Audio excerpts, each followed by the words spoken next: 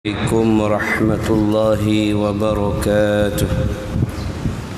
الحمد لله رب العالمين، وبه نستعين نحمده ونستعينه ونستغفره، ونعوذ بالله من شرور أنفسنا ومن سيئات أعمالنا.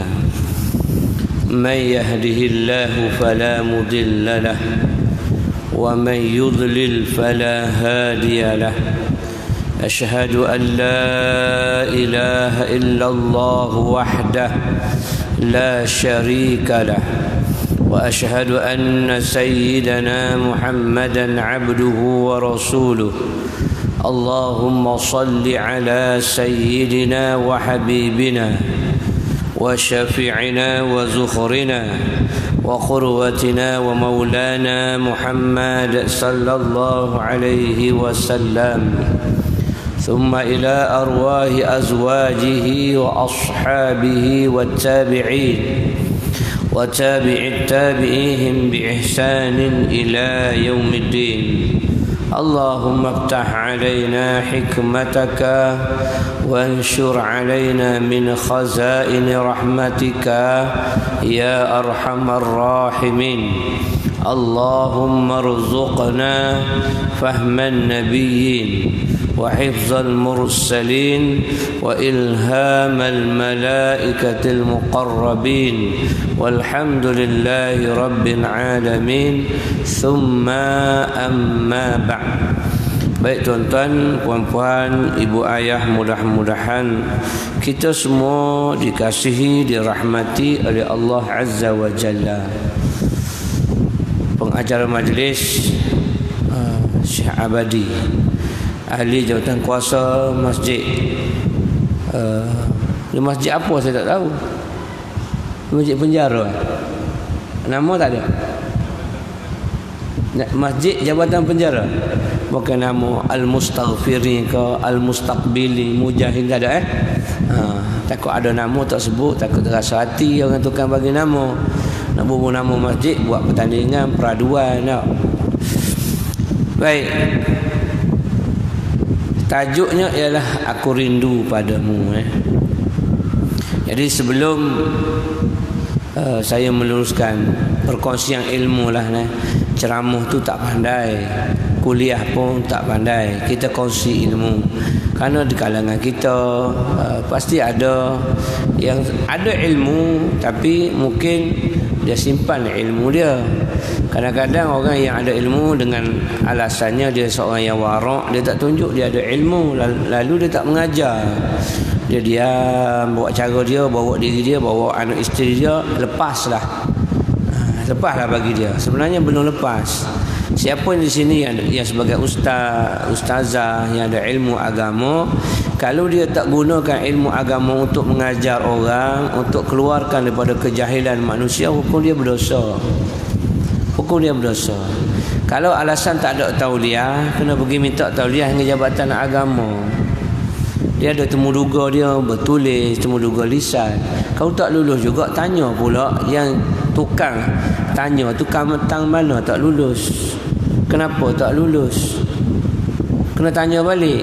Sebab syarat di negara kita nak mengajar mesti ada tauliah. Kalau itulah alasan nak mengajar tak boleh, maka kena ambil tauliah. Kalau tak lulus, kenapa tak lulus? Tanya ke mana yang tak lulus. Macam tu je kaedah dia. Sebab setiap insan akan ditanya oleh Allah Azza wa Jalla. Saya risau orang-orang agama yang mana dia ada ilmu agama, dia tak mengajar. Dia simpan dia ilmu. Dia tahu kitmanul ilmi mal'un. Siapa yang menyembunyikan ilmu agama itu mal'un, akan dilaknat oleh Allah Subhanahu wa taala. Wa mal la'nah, apa itu laknat? Al-la'natu tardun min rahmatillah. Laknat ini merupakan jauh daripada rahmat Allah. Bila jauh daripada rahmat Allah, tak masuk syurga. Tak masuk syurga dia. Sebab masuk syurga ni dengan rahmat, dengan kesian belas, bukan dengan pahala. Tak cukup pahala kita nak masuk syurga, tak padat. Allah bagi rezeki kat kita dengan ibadat yang kita buat tak cukup untuk dapatkan pahala untuk masuk syurga. Nak nyawa, nafas yang Allah keluar masukkan melalui hidung kita untuk bayar sehari dengan ibadat pun tak cukup untuk masuk syurga. Jadi masuk syurga kita dengan rahmat Allah, kasihan belah Allah. Jadi bila kasihan belah Allah itu tak ada kerana orang itu menyembunyikan ilmu Allah Subhanahu wa taala. Termasuk menyembunyikan ilmu, satu, tidak mengajar ilmu yang dia ada kepada orang yang jahil. Itu masuk kitman. Yang keduanya dia mengajar tetapi dia menyembunyikan fakta yang sebenar daripada Al-Quran dan juga hadis Nabi sallallahu alaihi wasallam. Itu dikira juga sebagai kitmanul ilmi atau bahasa halusnya auta. Auta. Orang bagi fatwa yang betul, kita bagi auta. Dia ikut kehendak orang tertentu, maka dia tidak mengajar mengikut Al-Quran dan juga hadis ijma' maupun qiyas para pahaman ahli sunnah wal jamaah. Itu satu bahagian. Bahagian yang kedua pulaknya ialah orang yang wajib belajar. Orang yang wajib belajar. Bila dia wajib belajar, dia akan ditanya oleh Allah, wahai manusia, kamu jahil, kamu tak tahu dalam bidang sesuatu, kamu tak tahu bab solat, kamu tak tahu bab taharah, kamu tak tahu bab muamalat, kamu tak tahu bab munakahat, kamu tak tahu bab jenayah. Kenapa kamu tak belajar? Masa yang aku berikan kepada kamu 24 jam, tolaklah waktu kerja, tolaklah waktu tidur, tolak waktu makan. Kamu masih ada waktu untuk belajar. Kenapa kamu tak belajar? Maka dia jadi hukum berdosa di situ, tak belajar. Nak salahkan siapa? Nak salahkan pemerintah. Pemerintah dah sediakan tempat belajar yang percuma di masjid dan juga surau banyak sangat-sangat. Duit kutipan daripada donation orang ramai boleh diberikan kepada penceramah untuk datang mengajar, untuk hilangkan kejahilan manusia. Kenapa kamu tak belajar? Takkan nak jawab, ya Allah, masa tu saya duk tengok buletin utama, takut-takut banjir kampung saya di Kelantan, saya pun tak pergi belajar. Nak jawab gitu dengan Allah Ta'ala, tak ada masa nak jawab. Allah ketika itu di mahsyar, Allah tak ada lah paling-paling pongohnya masa tu. Paling-paling Allah jadi pembengis, jadi penggarang, jadi orang yang paling garang ialah pada ketika itu, sehingga para anbiya wal mursali takut untuk berjumpa dengan Allah Azza wa Jalla untuk disegerakan hisab. Takut lagi jumpa. Nabi Adam takut, Nabi Ibrahim takut, Nabi Nuh takut, Nabi Musa takut. Sekalian para nabi dan para rasul, 124,000 para nabi, 313 rasul, semua kecut perut untuk jumpa dengan Allah Subhanahu wa taala di mahsyar. Yang berani hanyalah nabi kita Muhammad sallallahu alaihi wasallam berjumpa dengan Allah untuk segerakan hisab manusia sejagat. Bukan umat Muhammad sahaja, tapi sekalian umat manusia minta Nabi kita Muhammad sallallahu alaihi wasallam menyegerakan hisab manusia. Jadi kewajipan kita, orang yang tak tahu wajib belajar. Talabul ilmi faridatun ala kulli muslimin wa muslimatin. Kewajipan menuntut ilmu adalah diwajibkan ke atas lelaki muslim ataupun perempuan muslim, dan perempuan muslim, bukan atau dan perempuan muslim, dua-dua wajib. Ustaz, orang perempuan tak wajib ke? Orang perempuan wajib belajar. Tak perlu datang ke masjid. Ya, sekiranya suami dia faham agama dan boleh mengajar. Dan kalau suami tak boleh mengajar, dia dapat upah orang, upah ustaz ustazah pergi mengajar anak isteri di rumah. Betul, tak payah datang fardu ain.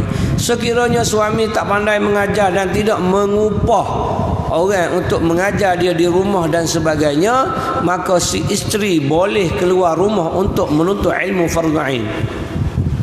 Boleh keluar rumah untuk menuntut fardu ain sekalipun tidak diizinkan oleh suami.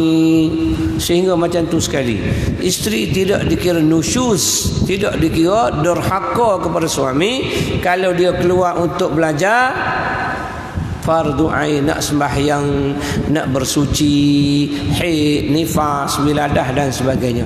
Adapun kalau dia keluar untuk fardu kifayah, tidak wajib atas dia. Dia keluar untuk belajar memasak, tak wajib. Dia keluar untuk belajar make up, tak wajib. Itu tak boleh keluar. Ini nak menunjukkan bahawasanya belajar itu wajib. Itu hak pertama kita kena tengok. Maka nawaitu kita pada malam ni berada di rumah Allah, niat iktikaf, nawaitu untuk belajar. Bukan hanyalah singgah ataupun kebetulan menunggu waktu isyak, maka ada kuliah, ada perkongsian ilmu, maka aku pun duduk. Dia tak akan jadi ilmu, dia hanya dapat maklumat dan pahala sahaja. Kita nak ilmu yang dapat merubah hidup kita, merubah hati kita daripada tidak kenal Allah kepada kenal Allah, lagi rapat dengan Allah Subhanahu wa taala. Itu ilmu. Ilmu itu sebagai pembuka sebab kunci syurga Allah Subhanahu wa taala. Syurga ni banyak pintu. Syurga ni banyak pintu. Jadi bagaimana nak buka pintu syurga? Bukanya ialah dengan ilmu. Ilmu macam mana nak ilmu? Mesti belajar. Jadi belajar tu wajib. Kalau kita nak lah, kalau kita rindu, kita sayang nak ke syurga Allah Subhanahu wa taala, maka cari jalan, cari laluan untuk buka pintu. Macam mana nak buka pintu? Mesti ada ilmu. Bagaimana nak ada ilmu? Wajib belajar. Maka belajar itu wajib untuk membuka pintu syurga Allah Subhanahu wa taala. Kalau kita nak syurga Allah Subhanahu wa taala.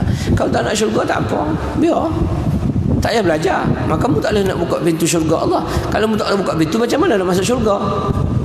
Mudah ya. Dia punya kaedahnya macam tu. Jadi nawaitu kita untuk belajar. Maka wajib ke atas kita lapangkan waktu untuk belajar, bukan belajar waktu lapang. Besok tu bila belajar? Waktu lapang.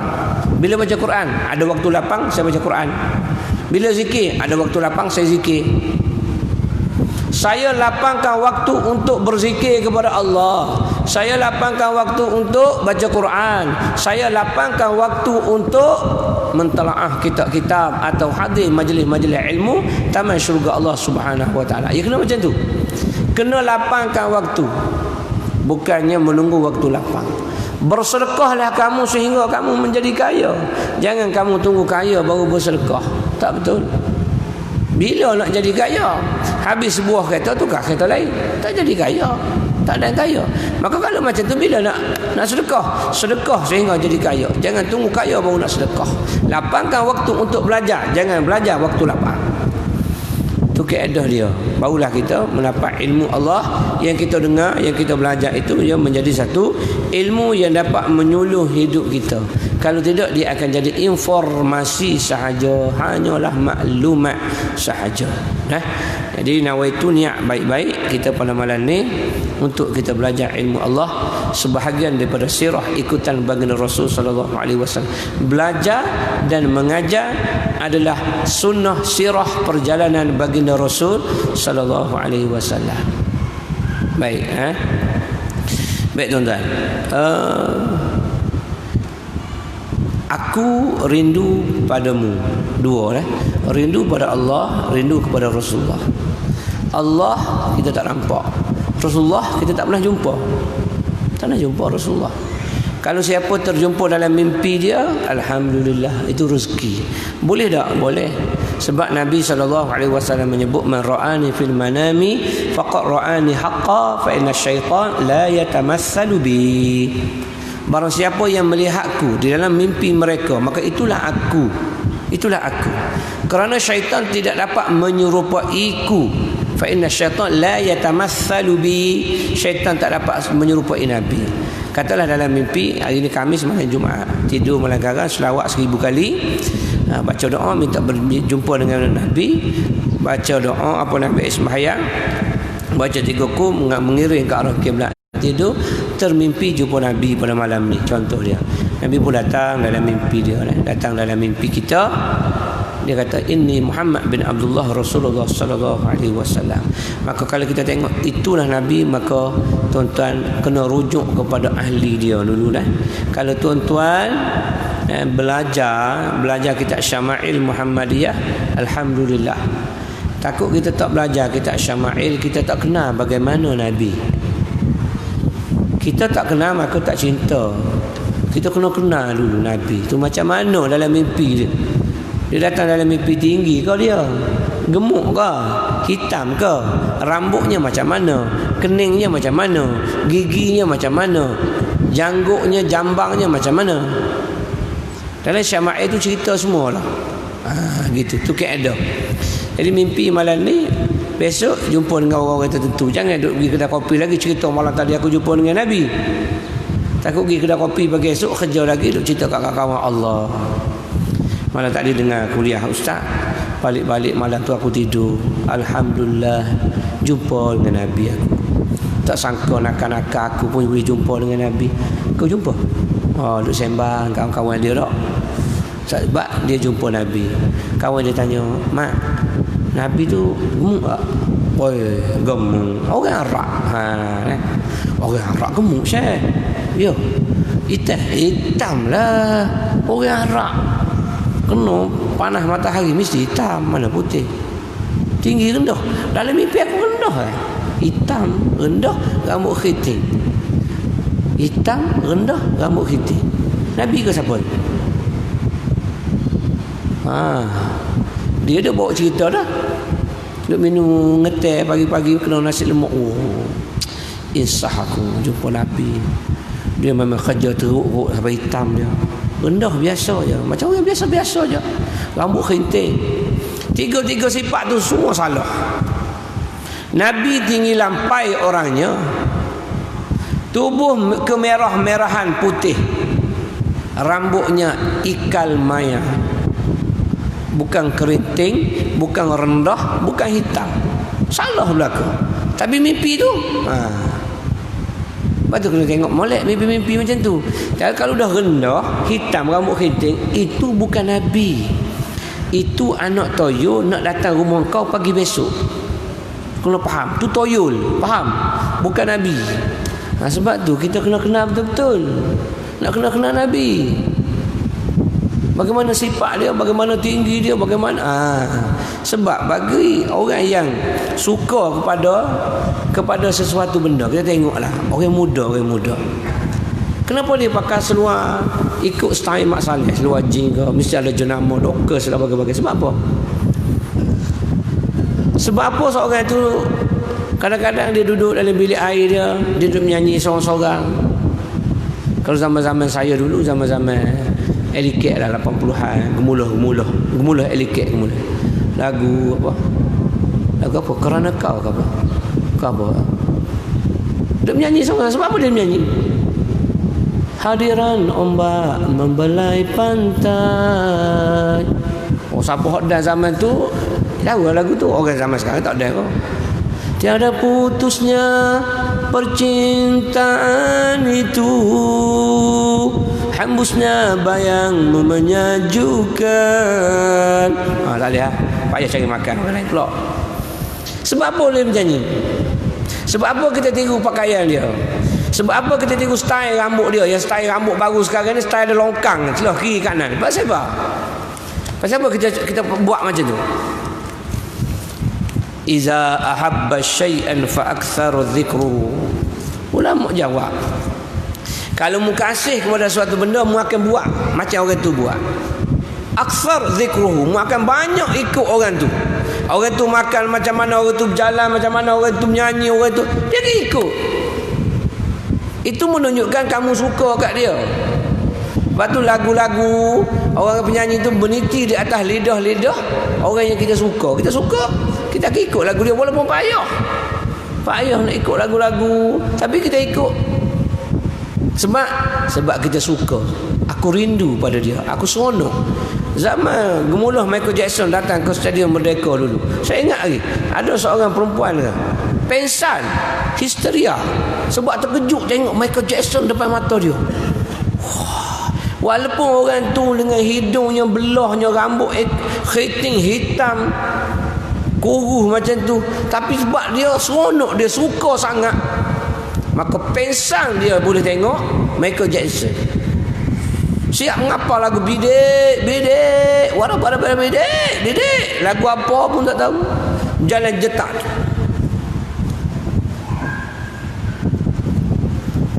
Michael Jackson nak. Generasi baru-baru tak ada kenal. Generasi lama-lama ayah anda ni kenal. Tak. Tu Michael Jackson. Jalan joget begini, jetak. Sekolah harap pun pakai seluar singkat, kaki sempit, stoking belang. Michael Jackson punya pukulan. Cikgu disiplin, jenuh nak potong seluar. Pakai potong sebab dia sempit, ngam-ngam dengan betih. Singkat daripada atas buku lali. Kononnya ikut sunnah Nabi. Sekolah tak bagi seluar sempit, singkat, pakai stoking belang. Itu dia nak. Sebab apa? Tiru gemulah. Kenapa tiru dia? Sebab mu suka kat dia. Ini yang kita nak cari ni. Kalaulah itulah kaedahnya, kalau mu suka kat dia, aksar zikruhu, mu banyak ingat nama dia, mu akan ikut tabiat dia, apa dia suka, mu akan ikut dia. Maka kalau kita cinta sayang kepada Nabi sallallahu alaihi wasallam, mana tanda dia? Subutun bid-dalil. Mana tanda sayang engkau kepada baginda Rasul sallallahu alaihi wasallam sebagai laluan yang ketiga ke syurga Allah Subhanahu wa taala? Keampunan, kerahmatan, syafaatan. Syafaat hanya Nabi kita Muhammad sallallahu alaihi wasallam yang layak berikan kepada umat dia. Mana tanda? Kalau kita kata aku sayang Nabi, aku suka Nabi, mana tandanya? Subutun bid-dalil. Kita sayang kat bini kita, hari anniversary perkahwinan ke-30, kita bagi hadiah kat dia. Walaupun kecil tak apalah kak. Abang bagi, suami kasih kat kita, walaupun kecil dia bagi anniversary. So kurang-kurang dia ingat, walaupun kecil sama besar dengan misal ikan keli je dia bagi, gedik kerongsang kan, kecil kat sini. Tak apalah, terima kasih, at least dia ingat juga kat kita, walaupun kecil, walaupun zulian. Itu pun tak ada ingat pun tak apa dah. Wish pagi-pagi pun tak apa dah, sebab happy birthday to you paling kurang. Sebab apa? Sebab dia sayang, dia ingat. Itu je kisahnya. Tapi kalau sayang dia tak ingat, tak ada tanda. Jadi kalau kita nak sayang kepada Nabi sallallahu alaihi wasallam, kalau aku rindu padamu ya Rasulullah, mana dalil? Mana bukti engkau sayang kepada Nabi sallallahu alaihi wasallam? Kita tengok. Terlalu banyak sunnah Nabi yang kita tinggalkan. Sunnah tidur bersama hanya kekal setelah 2-3 tahun perkahwinan atau 2-3 orang anak. Bila dah masuk usia dah nak pencen 50-an, 60-an, tidur bersama tapi tidak seperti bersama. Bukan sepertinya bersama, itulah katanya ehem tak. Tidur bersama. Ini tidur juga tapi paling punggung ke sana ke sini. Sunnah yang ditinggalkan. Nabi sehingga wafat tidur bersama dengan isteri-isteri baginda sebagai tidur pengantin. Sunnah yang ditinggalkan. Sunnah yang ditinggalkan ialah makan bersama. Sunnah ditinggalkan. Jaranglah, lagi-lagi kalau kita orang kerja kerajaan atau kerja swasta, kerjalah, isteri kerja, suami kerja, bila dia boleh makan bersama? Sunnah yang ditinggalkan. Sebab ketika makan bersama tu terlalu banyak sunnah Nabi yang Nabi buat yang kita tinggal. Makan bersama, makanan yang dekat. Kul biyaminika, makan dengan tangan kanan engkau. Jelas daripada perkataan Nabi dan perbuatan Nabi sallallahu alaihi wasallam, kul biyaminika, makanlah dengan tangan kanan kamu. Wasammakallah, dan sebut nama Allah. Wayalika, dan ambil yang paling dekat dengan engkau. Tapi bila tak makan bersama, mana kita nak tengok? Sebab tu bila letak atas meja makan, isteri, anak-anak duduk dengan suami, tak apalah kerja tu tak apa. Hari Sabtu dan Ahad kenapa tak boleh? Ini tempoh kita nak beramal dengan sunnah Nabi sallallahu alaihi wasallam. Makan bersama. Bila nak suruh makanan itu, makanan yang paling dekat kita ambil, yang dekat dengan kita ambil. Maka sang isteri hendaklah ambil makanan yang disukai oleh sang suami, letak paling dekat dengan dia. Kalau dia suka asam pedas, letaklah asam pedas kat dia. Kalau dia suka tempoyak, letaklah tempoyak kat dia. Dan bila dia makan, Nabi sentiasa bertemankan isteri. Bukannya kita bila suami makan, kita duduk lipat kain tengok labu-labi. Duduk kat ruang tamu. Makan. Ada belakang saji tu semua ada. Telur ada, ayam goreng ada. Makan lah lipat kain. Duduk tengok labu-labi. Laki pun makan lah dengan jebon. Jebon tak bawa. Miau. Bagi kat jebon. Ingat kat luar tu restoran, kedai makan, tom yum, patani, ala-ala Thai. Belum kita sampai dia datang dengan menu. Abang nak makan apa abang? Aduh, kita lama dah tak dengar perkataan abang. Kena dengar abang juga. Gi pula. Abang, oli ada abang. Lama dah tengok abang. Abang gimana abang?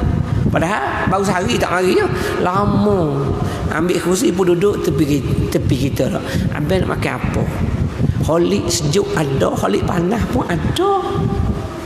Hak ni air teh tarik buih banyak campur madu. Oh sedap abang hak ni buih banyak. Bukan buih air saja, buih belaka lah. Nak ke apa? Dia bercakap tu dengan ma'arif li sukun. Abang minum abang. Kita duduk di rumah semua mak badal. Abang minum. Abang makan. Tak ada feel langsung. Cubalah. Abang subuh abang. Abang dah balik. Sayang abang. Baulah lembut dia punya ni. Ma'arif li sukun 246 harakat tarik. Ni abang, lambat balik. Dah makan belum? Dah ada bawa saji tu, masak merah. Makanlah. Saya ada kerja kat luar. Sapu sampah. Makan ya? Ya Allah. Tak boleh ke sampah tu kemudian duduk tepi tu. Abang, makan tau. Oh, sedap gitu. Tapi ayat tu jangan guna waktu subuh. Guna waktu subuh, serban buka semula letak atas katil. Tak jadi pergi sembahyang subuh. Abang, aduh dia punya khaisyum habis. Subuh jangan pakai. Tolong akak-akak jangan pakai itu. Abang, janganlah pergi sembahyang lagi bang. Ayang takut. Alah mampus. Dapat yang tu mampus. Yang tu tak boleh pakai. Masa subuh tak boleh pakai. Sebab kita nak pergi sembahyang subuh, jadi tu imam kebetulan hari tu kena detail dah. Tiba-tiba bunyi, saya ayang takut lah, kita kan baru menyewa kat sini, kita tak tahu lagi orang kat sini macam mana. Ayang takut. Dia bubuh khaisyum dia mampus. Ada ketikanya kita kena ma'arif li sukun banyaklah orang perempuan. Ini bila kita tak makan bersama jauh, banyak sunnah yang kita tinggalkan. Dekat dok, tangan kanan dok. Masih kedapatan lagi, minta maaf sebut masih kedapatan di kalangan ahli jawatan kuasa masjid surau yang saya pergi ceramah kuliah, bila makan bersama dengan saya, ada lagi makan tangan kiri. Ada lagi ambil tangan kiri. Saya jeling tengok, ya Allah, aku rasa nak kerak je tangan. Sebab tangan tu kau basuh berok tau. Tahi ada kat tangan tu, biar kasar sikit. Dan Nabi kata kul biyaminik, makanlah kamu. Kalau kalimah kul itu kalau kita baca grammar nahwu bahasa Arab, wajib kul, makanlah kamu. Fi'lul amrin, al-amru lil wujub, dalilatul wujub, dalilah tanda sebagai wajib. Tapi oleh kerana itu bukan wajib, jadi sunnah sahaja, maka sunat sangat-sangat kamu dituntut untuk makan dengan tangan kanan kamu. Ada lagi kok tangan kiri. Tapi kita nak tegur pun 4 kali pertama pergi ceramah kat dia kan. Tegur kan. Kena faham. Ambil cuba. Tak boleh Ustaz Sa'ilah, cuba dah tak boleh. Ikat tangan kiri di kursi. Ajar ikat. Nak tengok boleh makan tak boleh makan. Wajib boleh makan. Wajib boleh makan punya. Macam mana kita nak ajar anak kita untuk ikut sunnah Nabi? Macam mana kita rasa kita sayang? Kita kata kita sayang kat Nabi, kalau sunnah kecil itu pun kita tak boleh amal. Rugi lah, itu je lah. Rugi sangat-sangat. Sebab gini, kita nak sunnah Nabi SAW ni sekecil mana sekalipun, biar dia sebati dengan tubuh kita, sebati dengan kita. Bila pada mahsyar ni gelap, tak nampak. Yang boleh menampakkan kita di padang mahsyar ialah amalan-amalan sunni yang kita buat. Nabi akan kenal daripada jutaan manusia. Nabi akan kenal. Nabi kenal siapa umat dia. Mana umat dia? Kenal melalui apa? Ghurrah muhjal. Ghurrah tanda bulat putih pada dahi mereka yang berwuduk dengan sempurna. Muhjal mereka mengambil air sembahyang melebihkan tangan ke siku dia, tangan hingga ke siku dia lebihkan setelapak tangan, namanya muhjal.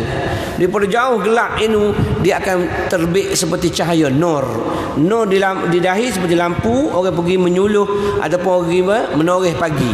Dia pakai lampu di dahi kan, boleh nampak nak menyuluh, nak suluh. Begitu juga gelang di sini. Maka itu dua tanda. Maka tanda-tanda yang lain, orang yang wuduk sempurna, orang yang suka berserban, orang yang suka bercelak, orang yang suka berwangi-wangian, orang yang suka berjubah, orang yang suka makan tangan kanan, semua sunnah-sunnah Nabi itu akan terpancar menjadi cahaya nanti di pada mahsyar. Barulah daripada mahsyar yang gelap itu Nabi nampak, oh itu umat aku yang paling cerah. Nabi panggil lagi dekat. Mari sini dekat aku. Mari dekat. Siapa yang paling dekat? Aula wa aqrabun nasu ilayya yaumal qiyamah man aqsara alayya salatan atau kama qala sallallahu alaihi wasallam. Orang yang paling aula, yang paling dekat, yang paling rapat dengan aku nanti pada hari kiamat, siapa dia? Orang yang aqsar alayya salatan, orang yang paling banyak bersolawat kepada aku. Selawat satu dengan mulut, satu selawat ingatan itu dengan perbuatan sunnah-sunnah yang lain. Dia gitu. Tu kaedah dia. Jadi kita duk cari ni untuk apa? Untuk sunnah tu biasa bati dengan kita. Janggut sunnah, janggut kita simpanlah janggut. Supaya janggut itu akan beri cahaya nanti. Dalam syurga tak ada dah. Tak ada. Dalam syurga muda belia. Umur 19 hingga 30 tahun. Tak ada dah. Sembahyang tak ada, puasa tak ada, zakat tak ada apa dah. Yang ada hanyalah seronok-seronok makan minum bersama. Kencing begok. Ada siapa nak kerja apa ni kolam kumuhan najis? Siapa nak kita tarik najis? Tak ada. Ahli syurga sama tak ada dah. Dia hanya makan, dia hanya minum, dia hanya bersama. Itu je. Lain tak ada apa. Itu yang kita seronok pun. Kita nak makan apa dapat. Penyakit tak ada. Makanlah madu macam mana banyak sekalipun tak kena kecil mani. Makan daging masin kan boleh tak kena darah tinggi. Makan lemak kolesterol macam mana pun tak ada penyakit kolesterol dan lemak tinggi, tak ada. Itu syurga. Yang kira dunia kena ikutlah falsafah dunia. Akhirat syurga kena ikut falsafah syurga. Jadi oleh kerana gelapnya mahsyar, nak suruh Nabi nampak, kita tanam dalam tubuh kita ni sunnah Nabi yang tak akan hilang. Tak akan hilang. Carilah tuan-tuan satu sunnah yang mana sunnah itu biasa bati. Biasa bati. Kalau boleh makan bersama tadi, alhamdulillah makan bersama kan. Letak dekat, makan bersama, anak baca doa, cucu baca doa, isteri senduk kan nasi untuk suami. Lepas tu baru dia duduk, bukan dia makan dulu. Ini dia makan dulu dah separuh baru panggil tok lelaki. Bang sedap ni. Cik bedah tu bagi tadi sedapnya. Masak lemak cili api dia dalam mulut penuh buah jering. Bersembuh keluar buah jering sembang untuk lelaki. La ilaha illallah. Tak ada sunnah. Dalam makan bersama tu kita tinggalkan. Maka sunnah ketika makan bersama lagi kita tinggalkan. Rugilah. Cari lagi sunnah-sunnah yang terabai, yang diabaikan. Yang ketiga, sunnah yang selalu diabaikan ialah mandi bersama. Ada yang daripada awal perkahwinan sehingga sekarang ada 40 tahun perkahwinan mungkin, 30 tahun perkahwinan mungkin, tak pernah lagi mandi bersama. Satu sunnah yang memang tak pernah diamalkan. Nabi mandi fi ina'in wahidin. Aisyah meriwayatkan hadis sahih, kuntu ma'an Nabi sallallahu alaihi wasallam igtasaltu, aku bermandi mandian dengan Nabi fi ina'in wahidin, di dalam bekah yang satu dengan Nabi sallallahu alaihi wasallam. Bekah yang satu tu bukan batap, bukan tempat kolam mandi itu, bukan. Bekah yang satu. Ustaz, saya nak buat ustaz, tapi bini saya besar ustaz, tak muat. Aku bukan suruh mandi dalam kolam, mandi dalam bekas. Ambil bekas cebok sekali mandi. Kalau nak hak besar, pinjam yang tempat mandi jenazah kat masjid tu, mandi dalam tu. Orang kata mandi bekas yang satu bukan kolam. Jadi bila kita mandi bekas yang satu, ada tempat yang kita tak nampak, mungkin ada benda yang menghalang air sampai di belakang kita ketika mandi hadas besar, maka isteri boleh tolong tengok. Belakang isteri kita pula tengok. Yang tak sampai kita tolong gosok, tolong sabunkan. Itu Nabi buat. Iya. Isyak Isyak azan dulu. Macam mana? Azan dah? Belum lagi? Belum masuk lagi? Seminit lagi?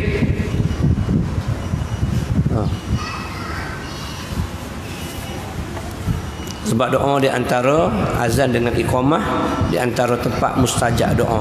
Sebab tu saya minta azan.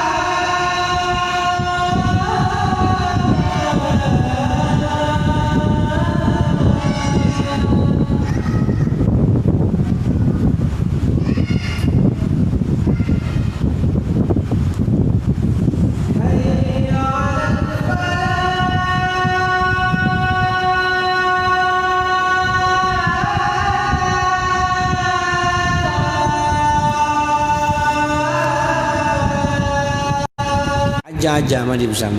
Heret. Baliklah lepas ni suami hak tak ada datang ke masjid ni, heret. Esok mandi. Bini kata, laki kata, buat tabiat apalah bini aku. Lepas dia dengar ceramah, malam tak di masjid pun jaga. La ilah. Ataupun bini tak ada mana, balik esok tarik mandi sekali nak tengok. Ikut sunnah sekali pun tak boleh dah. Biar dalam hidup kita ni tak ada sunnah yang Nabi buat kita tak buat. Bagaimana Abu Bakar As-Siddiq radhiyallahu anhu, bila mana kewafatan baginda Rasul sallallahu alaihi wasallam, lalu dia lantas datang Abu Bakar ke rumah Rasulullah sallallahu alaihi wasallam berjumpa Aisyah radhiyallahu anha, anak dia kan. Aisyah kan anak dia kan, Aisyah binti Abu Bakar. Datang jumpa Aisyah, wahai Aisyah, ada tak di antara sunnah Nabi sallallahu alaihi wasallam yang mana ayahanda tak pernah buat? Tak ada ya, wahai ayahku, tak ada dah. Semua sunnah yang Nabi buat semua ayah dah buat. Minggu depan datang lagi tanya, ada tak sunnah yang Nabi buat yang kau ingat baik-baik? Tak ada lah ayah. Ayah buat semua dah. Nabi buat macam mana pun ayah pun dah buat dah. Datang lagi minggu depan tanya lagi. Akhir sekali dia tak ada lah ayah.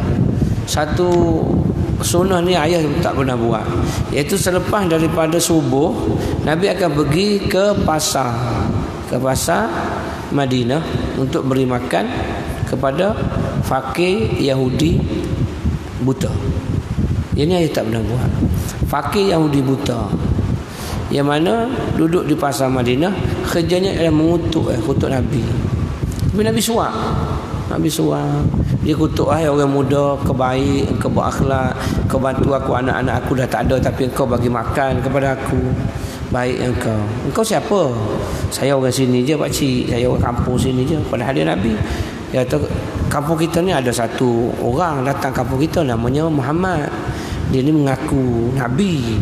Aku pelik betul lah mari mengaku Nabi. Perangai macam mana kita tak tahu. Dia kutuk Nabi. Esok Nabi datang, tiap pagi Nabi datang walaupun kena kutuk. Nabi datang. Jadi sehinggalah wafat Nabi dia tak tahu sebab dia buta kan. Maka Sayyidina Abu Bakar pun pergi juga. Bila kata sunnah itu dia tak pernah buat. Lalu dia pergi bawa makanan. Dia tak pernah tengok Nabi SAW beri makan kepada orang buta macam mana. Lalu dia ambil kurma, dia ambil dia suap ya. Dia ambil suap. Orang Yahudi itu tetap juga menyebut Muhammad ni mengaku Nabi Muhammad ni jahat, Muhammad gini-gini, semua dia disebut kutuk macam tu. Itu nasib baik sebab yang begitu ialah Abu Bakar. Kalau begitu Umar selesai lah. Kerak telinga lah. Kalau Umar confirm lah kerak telinga. Oleh kerana Abu Bakar ni penyabar orang penyabar. Dia relax. Tapi dia suap. Lepas dia suap tu, Yahudi buta tu buang balik makanan, ludah balik. Engkau ni tak pandai suap, engkau siapa sebenarnya? Engkau ni bukan yang selalu datang suap aku pagi-pagi ni, kau orang lain. Tak, saya lah pakcik, saya lah yang suap. Bukan, aku tahulah. Kalau orang tu suap, dia suap lembut. Dulu kurma itu dihancurkan dulu, dilecek-lecek, dicampur dengan air lembut sehingga aku boleh makan. Aku dah tua, aku dah tak ada gigi dah.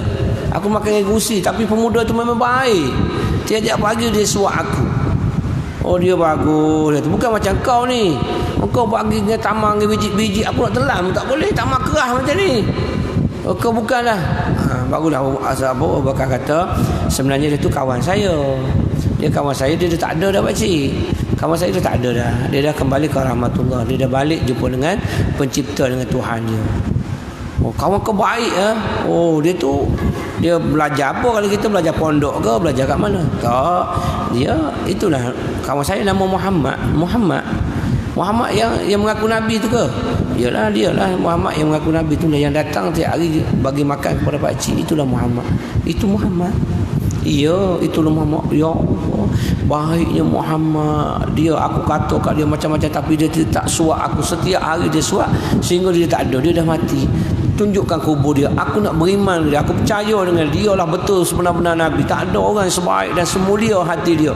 Walaupun aku kata dia, aku kutuk dia, aku kata dia ahli sihir, ahli syair dan sebagainya, walaupun kata dia jahat sebagainya, tapi dia tetap juga buat baik kepada aku. Itulah Nabi yang sebenar. Aku ingin beriman kepada dia. Aku ingin mengucap bersaksi di hadapan dia. Tak ada dah pakcik. Kalau pakcik nak berucap ke, ucapkanlah la ilaha illallah Muhammad Rasulullah. Lalu Yahudi itu mengucapkan kalimah la ilaha illallah Muhammad Rasulullah di hadapan Sayyidina Abu Bakar As-Siddiq radhiyallahu anhu. Kerana apa? kerana akhlak Nabi SAW. Begitu akhlak Nabi yang ditunjukkan bersama dengan orang yang kafir. Orang yang kafir ini Muslim tak kenal Allah, tapi akhirnya Islam dia di tangan Nabi setelah kewafatan baginda Rasul SAW. Mana di sini sebutnya ialah tak ada sunnah yang mana Nabi buat sahabat tinggal. Sahabat akan cari, akan korek buat mana lagi sunnah. Itu sebagai tanda dia sayang sangat. Padahal semua sunnah dia buat, cuma ini sunnah yang nadir, yang jarang-jarang ya orang lain tahu. Hanya Aisyah yang tahu, kerana Nabi setiap hari balik sembahyang subuh, tak ada kuliah, tak ada apa dengan kawan-kawan, dia akan pergi. Dan setiap hari kalau balik lambat pun dia akan pergi, tak pernah miss dia suat. Sebab kan baginda Rasul SAW ketiadaan ibu bapa yatim piatu sedari kecil lagi, maka dia anggap orang lain itu sebagai bapa dia dan ibu dia dan sebagainya. Dia buat baik kepada semua orang. Itu Nabi SAW. Cari, sahabat akan cari mana lagi sunnah-sunnah yang Nabi buat yang tak buat. Sayyidina Abdullah bin Umar Al-Faruq, iaitu anak kepada Umar Al-Khattab. Abdullah bin Umar. Suatu ketika Nabi SAW dekat Masjid Nabawi tu ada pokok tumbang. Pokok kurma tumbang sekat dekat Masjid Nabawi.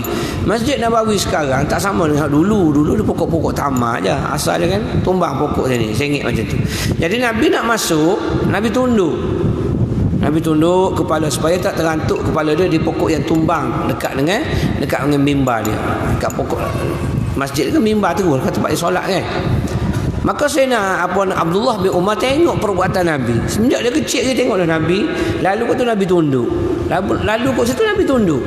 Tiap kali lalu Nabi akan tunduk kepala sebab ada halangan kayu. Nabi tunduk ke bawah. Nyuruk ke bawah, tunduk. Setelah Nabi wafat, pokok tu dah tak ada dah. Pembangunan dia buat pokok tu tak ada. Tapi setiap kali lalu ke situ Abdullah bin Umar akan tunduk kepala. Pokok dah tak ada. Jadi sahabat-sahabat lain tengok kepada Abdullah bin Umar, Ibnu Umar. Wahai Ibnu Umar, aku pelik dah tengok kau. Kau lalu saja di penjuru ini, kau akan tunduk kepala. Pasal apa kau tunduk? Takut ada jin ke ada apa di situ kan? Engkau mungkin boleh nampak jin. Tak. Sebab masa sebelum kewafatan Rasul SAW, aku tengok Nabi lalu saja Nabi akan tunduk kepala. Maka perbuatan tunduk itu adalah merupakan sunnah dia. Maka aku ikut dia walaupun dia telah wafat. Itu tak jadi sunnah sebenarnya, tapi dia akan cuba ikut segala perbuatan yang Nabi SAW buat kerana dia sayang kepada Nabi. Dia akan buat apa yang Nabi buat. Itu para sahabat ridwanullahu alaihim ajma'in. Sebab memang dia sayang, memang dia rindu kepada baginda Rasul sallallahu alaihi wasallam. Sebab tu Bilal bin Rabah bila saja wafat Nabi naik Sayyidina Abu Bakar menjadi khalifah, dia minta berpindah design dia menjadi Bilal. Dia tak nak jadi Bilal lagi. Dia nak berpindah, dia pergi pun Damsyik, dia lagi ke Damsyik. Sehinggalah beberapa tahun lamanya dia bermimpi berjumpa dengan Nabi. Rasulullah datang dalam mimpi dia, wahai Bilal, engkau benci kepada aku ke Bilal? Engkau semenjak aku tak ada ni, engkau tak pernah ziarah aku. Engkau tak pernah tengok aku. Engkau tak pernah ziarah aku di Madinah. Engkau benci aku ke Bilal? Dalam mimpi Bilal, engkau benci aku ke Bilal? Engkau tak datang ziarah aku. Lalu dia bangkit saja daripada tidur dia, bagi tahu isteri dia, saya nak pergi ke Madinah. Sebab Rasulullah dah pesan dalam mimpi, dia kata aku dah benci dia. Aku tak benci, tapi aku tak boleh tengok Madinah. Aku teringat sangat kepada Madinah. Kalau aku tengok, aku tak boleh, aku akan menangis. Tapi oleh kerana Nabi datang dalam mimpi, maka Bilal pun datang. Bilal datang masa Khalifah Umar. Masa Abu Bakar dia tak datang. Masa Umar dia datang. Umar ada. Masa Khalifah Abu Bakar, Umar ada lagi. Jadi bila datang situ waktu Zuhur, riwayat kata waktu Zuhur, ada riwayat kata waktu Asar. Lalu dia ziarah Nabi SAW dan sebagainya. Maka ketika itu waktu Zuhur datang, maka para sahabat kata, wahai Bilal, aku lama tak dengar kau azan. Kau azan lah, kami semua nak dengar. Kami rindu akan suara kau Bilal. Bilal ni kalau ikut riwayat, suaranya tak sedar. Suaranya biasa-biasa. Orang Arab azan bukan macam Bilal kita tadi. Macam Bilal tu memang kira 5 bintang lah saya bagi kan. Imam tadi pun saya bagi 5 bintang. Bukan pandai bagi bintang kau kan, tapi kena dia punya makhraj, sifat dia cukup. Jadi Bilal ni tak. Bilal ni sebab dia diseksa masa dia masuk Islam dahulu, maka lidah dia tu jadi pendek. Dia telah diselar dengan besi panas ketika dia mengucapkan Allah. Lidahnya Bilal bin Rabah, lidahnya menjadi pendek sebab kena besi kan. Dia kena besi. Tetapi Rasulullah suka dia azan. Dia azan biasa, Allahu Akbar, Allahu Akbar. Laungan dia itu laungan memanggil. Panggil, Allahu Akbar, Allahu Akbar. Datang, Allah Maha Besar. Hayya 'alas salah, hayya 'alas salah. Panggil, pujuk, orang datang. Sebab tu orang datang. Suatu hari sahabat ni, sahabat yang suara sedang, bacaan makhrajnya betul dan sebagainya, minta dengan Rasulullah sallallahu alaihi wasallam untuk azan. Ya Rasulullah, bagi aku sekali, aku nak azan. Bila azan tak sedap ya Rasul, bagilah aku azan sekali. Rasulullah kata, boleh, tapi kau minta izin dengan Bilal sendiri. Lalu sahabat ni minta izin, Bilal, bagi aku azan sekali. Ketika tu azan subuh. Bila kata tak apalah, Rasulullah bagi tak? Rasulullah bagi, okeylah. Kalau Rasulullah bagi, bagilah. Dia azan lah. Dia azan sedap lah. Allahu Akbar. Macam azan Mekah kan. Tarik sedap. Semua orang terpegun dengan suara. Ya Allah, sedap. Kita ada muazzin yang sedap rupanya. Sebelum Zuhur, waktu duha, Jibril turun. Jibril turun jumpa Nabi. Ya Rasul, hari ini masjid engkau tak kumandang azan ke? Bunyi azan. Tadi sahabat kita yang azan. Tak. Aku duduk di langit, aku tak dengar pun azan. Mana dengar, aku duduk di langit mana dengar. Sebelum ni tak pernah miss. Sebelum ni tak pernah miss suara Bilal yang azan di bumi, aku di langit mendengar suara. Suara Bilal itu didengar oleh malaikat di langit. Kerana keikhlasan dia buat kerja sebagai seorang muazzin. Dia nak panggil untuk orang dekat diri kepada Allah Subhanahu Wa Taala. Di langit malaikat-malaikat mendengar seruan azan daripada Bilal bin Rabah. Walaupun suara sahabat ini suara lunak, betul lagu dan sebagainya, tetapi tidak dengar di langit. Kerana di azan itu nak menunjukkan suara dia nyanyi lunak, bukan kerana ikhlas untuk memanggil orang, memujuk orang datang membesarkan Allah. Itu Bilal. Lalu bila suruh azan, bila kata aku tak boleh azan, tak apalah. Lalu datang Hasan bin Husain. Kisah ni memang masyhur, tuan-tuan selalu dengar. Hasan Husain datang pegang jubah bila uncle, pakcik tolonglah azan, kami lama tak dengar. Jadi dia tengok kepada Hasan dan Husain, kalaulah engkau ini bukan daripada keturunan Nabi, bukan daripada keluarga Muhammad bin Abdullah Rasulullah, aku tak akan azan. Lalu dia naik di atas mimbar, atas menarah. Menarah ni yang tinggi itulah yang tinggi warna putih. Kalau pergi Raudah yang di belah kanan, kat Raudah tu yang belah kanan tempat muazzin Bilal, yang ada menarah yang agak sedikit tinggi. Dia naik atas tu. Lalu dia azan. Hayya Allahu Akbar, Allahu Akbar, sampai asyhadu an la ilaha illallah. Tapi bila sahaja sampai asyhadu anna Muhammad, keluar saja kalimah Muhammad, jatuh. Lalu dia bangkit, asyhadu anna Muhammad, jatuh. Sehinggalah sahabat Umar Al-Khattab naik pegang dia. Wahai Bilal, kenapa engkau tak boleh nak habiskan azan? Habiskanlah. Aku tak boleh, wahai Umar. Bila aku sebut sahaja nama Muhammad, maka aku nampak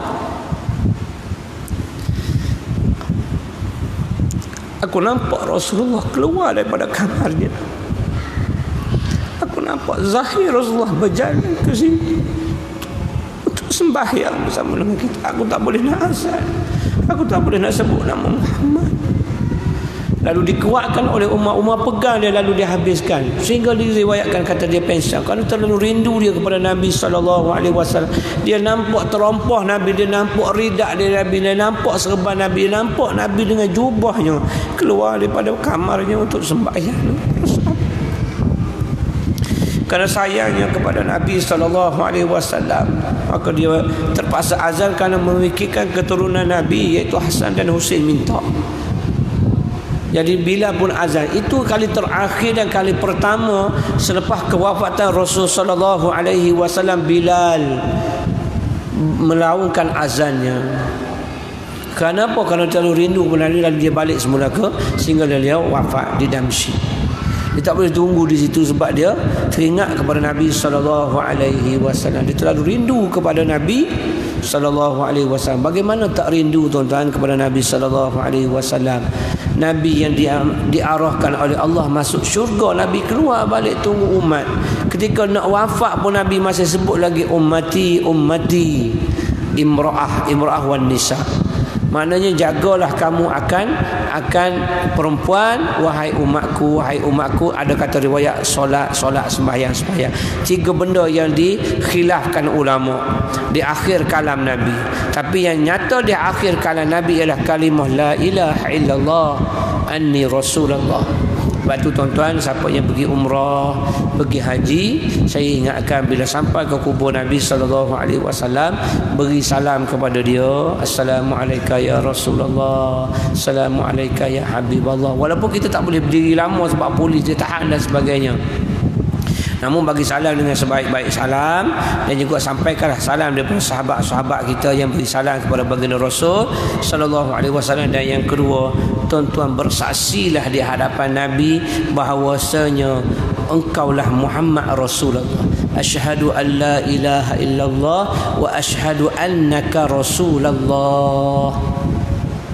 Bersaksi, syahadah bersaksikan Muhammad. Nabi ini wafat tapi dia tidak mati macam mati manusia. Kalau orang yang berjuang di jalan Allah, Allah pun kata tak mati. Orang yang syahid fi sabilillah pun Allah kata tak mati. Ini kan pula kekasih Allah. Mana mungkin dia mati macam mati terbujuk kaku macam manusia? Tak. Dia tidak macam tu. Jadi dia hidup, dia ada, dia dengar, dia tahu. Lepas tu kita bagi salam. Roh dia ada di situ, semua ada di situ. Dia dengar, maka mengucaplah di hadapan Nabi, asyhadu an la ilaha illallah wa asyhadu annaka rasulullah. Tiada Tuhan melainkan Allah dan engkaulah ya Muhammad pesuruh Allah sebenar-benarnya. Jadi Nabi akan menjadi saksi kepada kita di mahsyar nanti. Kalau Allah nak seksa kita, ya Allah, dia ni pernah bersaksi di hadapanku walaupun aku telah wafat. Bukti dia, Nabi kata, mazarani ba'da wafati ka'annama ziyarati fi hayati. Siapa yang menziarahiku ba'da mamati, ba'da wafati, sebab aku wafat, seolah-olah dia menziarahiku ketika hidupku. Sama. Nabi wafat ke Nabi tak wafat, sama Nabi kata. Lepas tu berebutlah untuk kita ziarah Nabi SAW kalau kita sayang kat dia. Lepas tu saya minta maaf kalau ada kawan-kawan saya daripada tabligh. Ini yang berlaku lama dah, tahun 90-an dulu di Kelantan. Dia kata, apa ni, aku nak keluar ni, nak pergi ke mana? Dia kata, aku nak pergi ke India, nak jumpa guru aku. Saya tanya dia, kau dah pergi haji ke? Belum. Kau dah pergi umrah ke? Belum. Kau dah umrah tak? Belum. Jawapan dia, kamu ada duit, kamu pergi jumpa Nabi dulu. Pergi jumpa Nabi dulu, pergi buat umrah atau pergi ziarah Nabi. Nabi kata, la tashaddur riha illa salasatil masajid. Jangan kamu bersusah payah untuk bermusafir melainkan 3 masjid sahaja. Masjidil Haram, wa Masjidil Nabawi, wa Masjidil Aqsa. 3 tempat ni kau dah pergi, tempat lain kau nak habiskan duit tak apa. Ini kau tak pergi lagi jumpa dengan Nabi. Dok, aku nak jumpa guru aku dulu kat India. Okey. Guru ku kat India. Guru kau kat India, guru hadis engkau kat India tu, dia berguru dengan siapa? Dia berguru dengan guru dia. Guru dia berguru dengan siapa? Dengan tabi'in. Tabi'in guru dengan siapa? Dengan sahabat. Sahabat berguru dengan siapa? Dengan Muhammad bin Abdullah Rasulullah. Itu tok guru besar. Engkau kena pergi jumpa tok guru besar dulu, baru kau boleh pergi jumpa dengan tok guru kecil. Mana boleh kau jumpa yang kecil baru jumpa yang besar? Jumpa dengan Rasulullah sallallahu alaihi wasallam. Sebab dia guru yang paling besar. Ilmu hadis yang kau ambil daripada guru kau di India, Pakistan, itu bermula daripada Nabi sallallahu alaihi wasallam. Kau kena pergi sana, ziarah dia dulu. Sebagai bukti kita dah datang. Sebab itu sunat kita kucup Hajar Aswad. Sebab bukan batu hitam, sebab Nabi sallallahu alaihi wasallam letak batu itu. Sebab tu orang duk khumum, kerajaan Saudi pun tak buat. Bagaimana cara untuk semua orang boleh kucuk? Dia biarkan orang berebut. Raudah, kenapa orang berebut Raudah? Berpusu-pusu orang ke Raudah. Pagi, siang, malam orang perempuan berebut-rebut. Ada yang meninggal pun ada, berebut nak masuk Raudah. Sebab apa? Sebab Nabi kata, baina maqami wa mimbari raudatun min riyadil jannah. Di antara maqamku dan juga mimbarku itu ialah taman-taman syurga Allah Subhanahu wa taala. Jadi rugilah orang yang tak masuk kalau dah pergi. Tetapi bagi orang yang tak mampu pergi, jangan khawatir. Islam ni adil. Dia buat raudhah di tempat lain. Mana? Majalisil ilmi raudhatun min riyadil jannah. Nabi kata taman-taman syurga itu juga majlis ilmu. Majlis ilmu taman syurga. Tapi orang tak berebut untuk duduk dalam taman syurga, sebab dia tak nampak. Sedangkan Nabi yang kata ni, kalau mu sayang Nabi, mu ikutlah kata dia. Kena rebutlah. Ini keadilan Islam. Sebab tu kita masuk syurga bukan dengan pahala. Itu keadilan Allah. Allah masukkan dengan kasihan belah. Kalau tuan-tuan nak pahala banyak, tuan-tuan resign rakyat Malaysia, tuan-tuan jadi kerakyatan Mekah. Duduklah di Mekah, dapat 100,000 satu kebajikan. 100,000 satu kebajikan. Angkat Quran letak dapat 100,000. Ambil tarik cicak najis, tarik burung sapu bersihkan, dapat 100,000. Semua dapat pahala, dapat 100,000. Banyak pahala.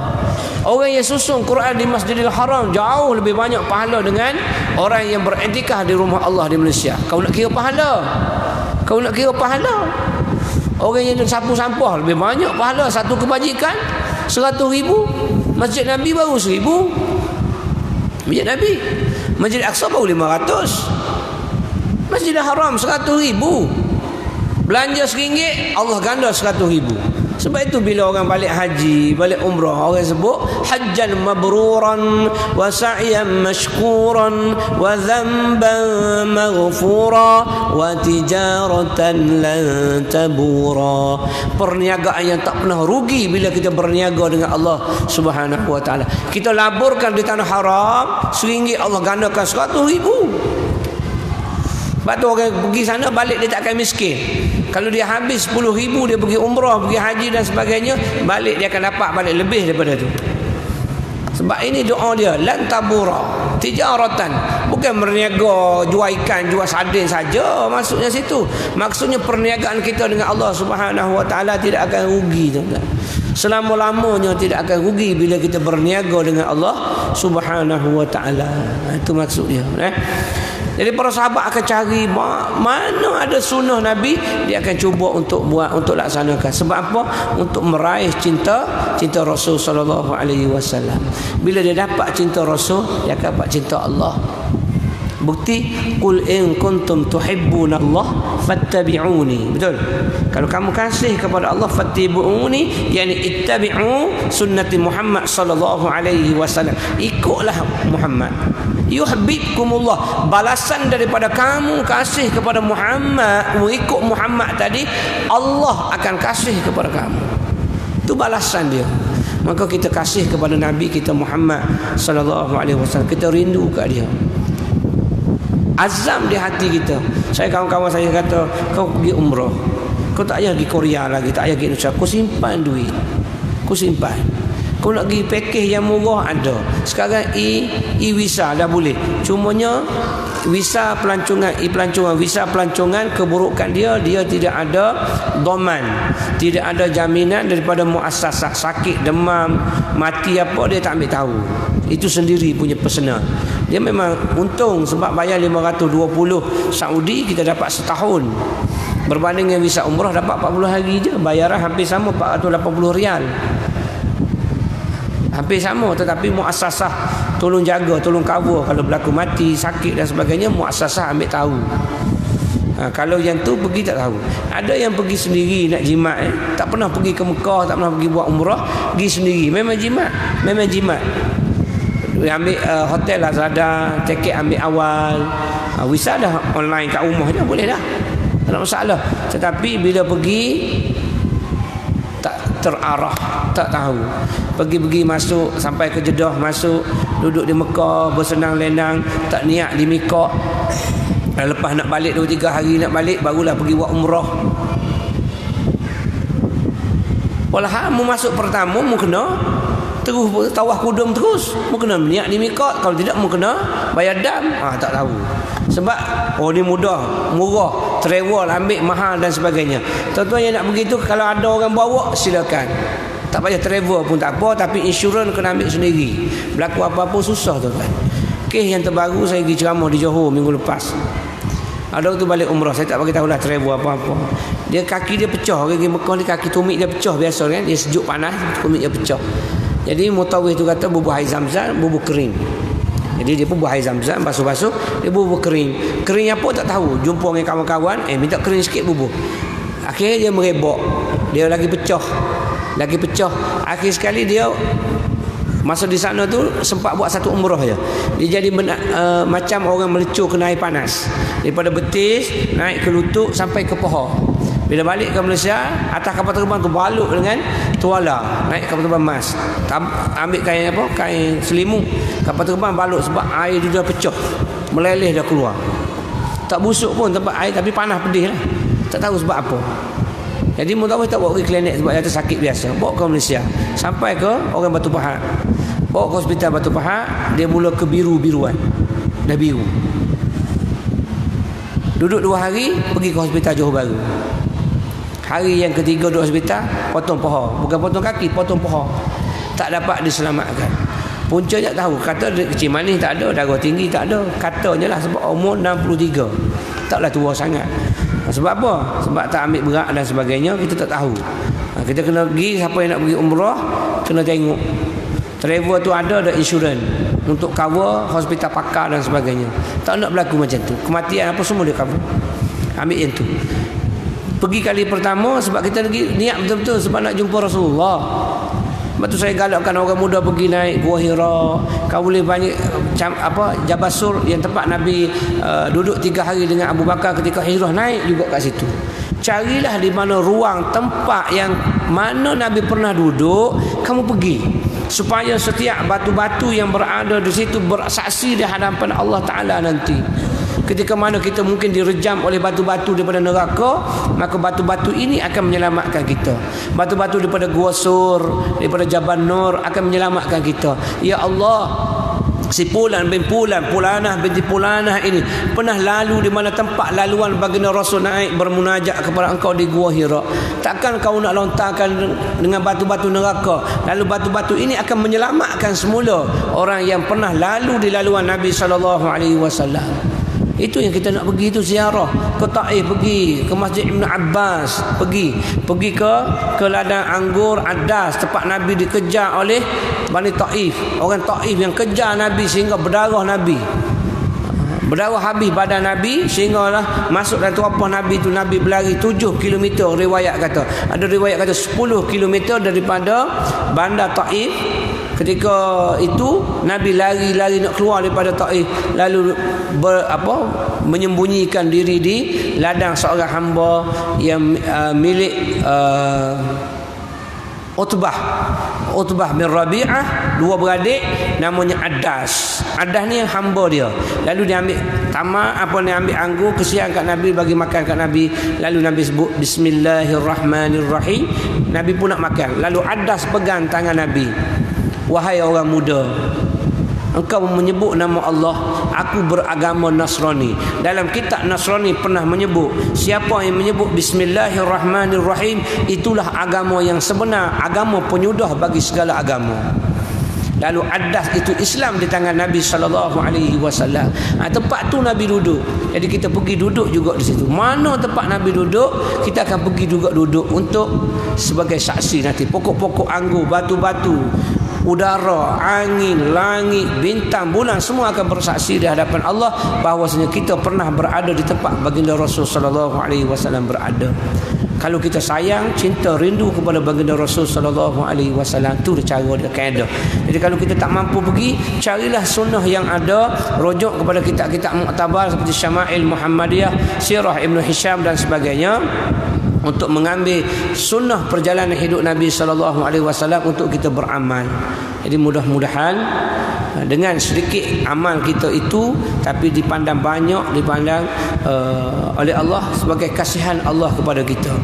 Bukan dapat pahala dak, dapat kasihan belah daripada Allah untuk memasukkan kita dalam syurga Allah Subhanahu wa taala. Jadi marilah sama-sama kita bulatkan tekad dan azam kita untuk ziarah Nabi sallallahu alaihi wasallam. Nak pergi jumpa dengan Nabi, nak pergi, aku nak bersyahadah di hadapan Nabi, aku nak ziarah engkau ya Rasulullah. Walaupun aku tahu aku tak mampu. Orang tua kita tak mampu dulu pergi haji, tapi bagaimana dia boleh pergi haji? Tak mampu umrah, bagaimana dia boleh umrah? Tapi kalau nawaitu kita betul-betul nak sampai, dia akan sampai. Kalau duit kita berjuta sekalipun tapi nawaitu tak ada, tuan-tuan, tak akan sampai. Lillahi ta'ala saya cakap, tak akan sampai. Kamu saya jutawan sampai sekarang tak sampai. Tak sampai. Tak boleh pergi. Sebab apa? Dia tak ada niat nak pergi jumpa Nabi. Dia tak rasa pun nak jumpa dengan Nabi. Tak ada kerinduan pun nak jumpa dengan Nabi. Kita tahu kita amal tak banyak, tuan-tuan. Amal kita tak banyak. Tak mampu kita nak masuk syurga sendiri-sendiri. Tak mampu. Kita masuk syurga dengan kasihan. Moga-moga Allah kasihan kat kita. Hari ni 1 jam lebih kita ada di masjid ni, duduk beriktikaf, dengar kuliah, dengar beletih, dengar coleteh, dengar bagai-bagai. Moga-moga Allah kasihan. Kita kaki kebah, penat dan sebagainya, belakang sakit. Bukannya senang nak duduk bersila macam ni. Sebab saya pernah duduk macam tu juga. Tengok ustaz depan kecil besar, azan pun tak berhenti lagi. Aduh, bila nak berhenti ni, nak keluar. Aku AJK kan, bergelisah. Dengan kesian itulah Allah masukkan kita dalam syurga Allah Subhanahu wa taala. Kita tak banyak amal, kita berjumpa Rasulullah. Rasulullah tarik kita nanti. Dia ni pernah datang ziarah aku ni. Sekali je dia datang, buat dia tak mampu. Ya Allah, masukkan dia dalam syurga. Ya Allah, aku syafaatkan dengan syafaat aku. Sebab semua doa para nabi ambil semua dah. Nabi Musa dah ambil, dia tenggelamkan Firaun. Nabi Nuh dah ambil, dia tenggelamkan umat-umat dia. Semua nabi-nabi dah ambil dah doa makbul daripada Allah Taala. Tinggal lagi Nabi kita Muhammad sallallahu alaihi wasallam yang tak ambil satu doa makbul, iaitu doa syafaat. Dia tak ambil. Sebab tu nabi lain tak boleh bagi syafaat, sebab dia dah ambil dah. Nabi Musa terlengkupkan Firaun, tak belah laut dengan tongkatnya je. Tongkat jadi ular, semua Allah dah bagi. Nabi kita bagi mukjizat sapi satu. Dia kata, ya Allah, tangguhkan yang ni, tak apa. Yang ni aku akan bagi kepada umat aku di akhirat, di pada mahsyar, iaitu syafaatul kubra Nabi sallallahu alaihi wasallam untuk memberi minum telaga Kausar, memudahkan perjalanan di atas titan Sirat dan memasukkan kita dalam syurga Allah Subhanahu wa taala. Sebab itu biar ada dalil, ada bukti kita sayang kat dia, kita pergi ziarah dia. Ya Rasulullah, kita ziarah dia sebab kita sayang kat dia, kita nak jumpa dengan dia. Sebab dia kata, ziarah aku masa hidup, ziarah aku selepas mati sama. Maka kemampuan kita ialah ziarah selepas dia wafat. Baginda akhirnya baginda sebut, tuba liman yarani wa aman nabi. Berbahagialah bagi mereka yang melihat aku dan beriman kepada aku. Seronok para sahabat, sebab para sahabat semua tengok Nabi dan beriman dengan Nabi. Yang tengok Nabi tak beriman, Abu Bakar, Abu Lahab dan sebagainya, dia tak beriman. Dia tengok Nabi tak beriman, itu tak berbahagia. Tuba masuk berbahagia dunia dan akhirat. Sahabat semua seronok bila kata berbahagialah orang yang tengok Nabi dan beriman dengan Nabi. Tapi Nabi sambung selepas itu, wa tuba liman lam yarani wa aman nabi. Berbahagia jugalah bagi mereka yang tak pernah lihat aku tetapi dia beriman dengan aku. Bahkan inilah ikhwani. Inilah saudara-saudaraku. Kami apa dia? Engkau ashabi, engkau sahabat aku, wahai sahabatku. Tapi yang tak pernah tengok aku itu ialah ikhwan, saudara-saudara aku. Maka kita semua bila Nabi anggap kita sebagai saudara, takkan tak nak ziarah dia sebagai tanda sayang, cinta, rindu kita kepada baginda Rasul sallallahu alaihi wasallam yang akan membantu kita, yang akan bawa kita, yang akan heret kita keluar daripada lembah jurang neraka kepada syurga yang amat luas, kekal, abadi, penuh kenikmatan. Maka sama-samalah kita bolakkan tekad niat nawaitu untuk sama-sama kita datang untuk berziarah Nabi sallallahu alaihi wasallam. Imma apa cara sekalipun, usaha Allah Maha tahu, Allah Maha mengetahui akan isi kandung hati kita. Kalau kita betul-betul niat untuk berjumpa dengan Allah, ingin berjumpa dengan Rasulullah sallallahu alaihi wasallam, pasti doa kita dikabulkan oleh Allah Subhanahu wa taala. Kalau Allah tak kabul, kita serahlah kepada Allah. Itu urusan Allah, bukan urusan kita. Wallahu alam. Sekadar itu dulu tuan-tuan, perkongsian ilmu. Mudah-mudahan kita semua diredai, disayangi, dikasihi oleh Allah Azza wa Jalla, dan kehidupan kita sentiasa bawah rahmat Allah insya-Allah. A'udzubillahi minasyaitonir rajim. Bismillahirrahmanirrahim. Alhamdulillahirabbil alamin. Wassalatu wassalamu ala asyrafil anbiya wal mursalin wa ala alihi wa sahbihi ajma'in. Allahumma ya Allah ya Rahman, duhai Allah yang Maha Pemurah, wa ya Rahim, duhai Allah yang Maha mengasihani daripada segala yang mengasihani. Kasihanilah kami ya Allah yang kami berada di rumah-Mu beriktikaf pada ketika dan saat ini ya Allah. Kami ada dalam taman syurga-Mu ya Allah. Maka kami mohon padamu ya Allah untuk Engkau sampaikanlah ya Allah salam kami ya Allah, selawat kami ya Allah kepada baginda Rasul sallallahu alaihi wasallam. Assalamu alayka ya Rasulullah, assalamu alayka ya Habiballah. Allahumma salli ala sayyidina wa habibina wa syafi'ina wa zukhrina wa maulana Muhammad sallallahu alaihi wasallam. Kami jauh daripada baginda Nabi sallallahu alaihi wasallam ya Allah.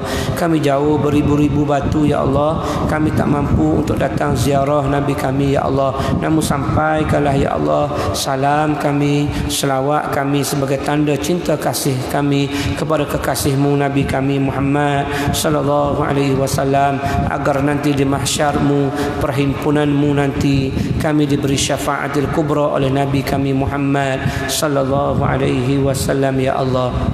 Ya Allah, dengan kasih-Mu kami mohon keampunan daripada segala dosa-dosa kami ya Allah.